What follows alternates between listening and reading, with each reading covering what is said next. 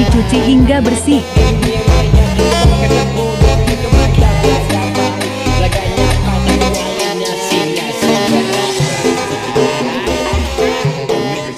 Kacang difermentasikan selama 1 malam. Kemudian rebus kacang.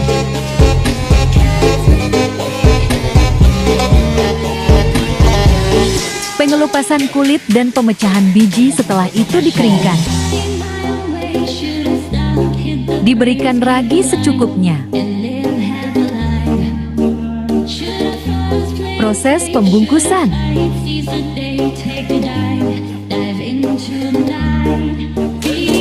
Setelah selesai difermentasikan.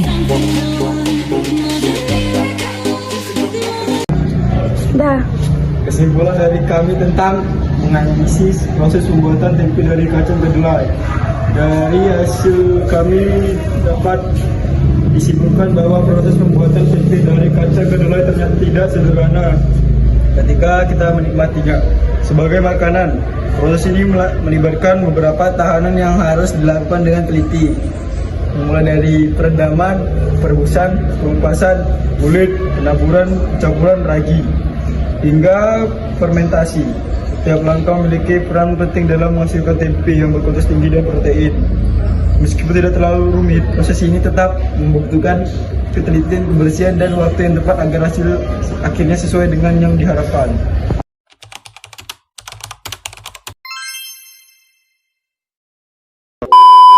Hai semua, ingin mereview dari hasil kerja kelompok kami yaitu tempe, dan tugas kami di sini yaitu mewawancarai salah satu guru untuk memberikan kritik, saran, dan memberitahukan hasil kerja kelompok kami.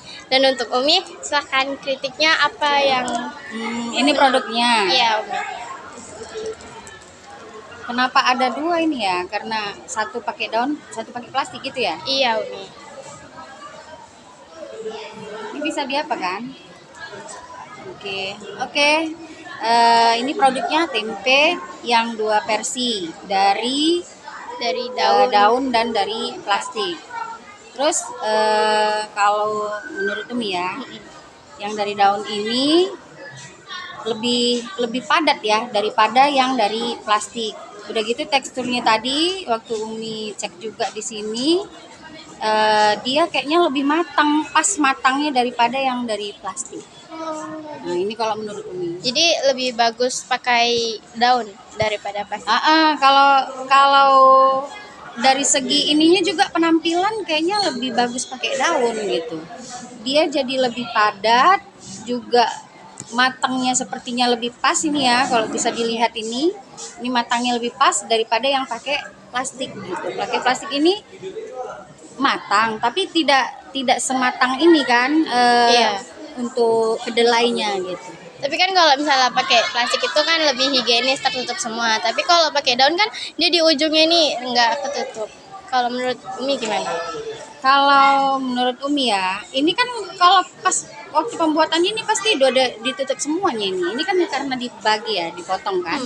Nah, laginya kalau ini kan berarti kan dari organik.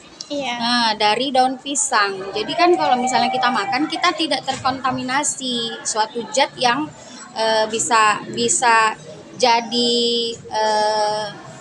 bermasalah di apanya ini tadi, di tempenya tadi. Tapi kalau misalnya ini kan plastik. Sebenarnya plastik itu kan tidak boleh untuk makanan. Karena plastik itu nanti akan terurai atau dia akan menyerap ke makanannya ini gitu.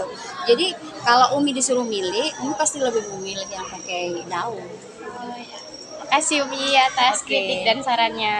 Ya, sama-sama. Demikian dari hasil review kami dengan guru. Terima kasih sudah menonton videonya. Maaf bila ada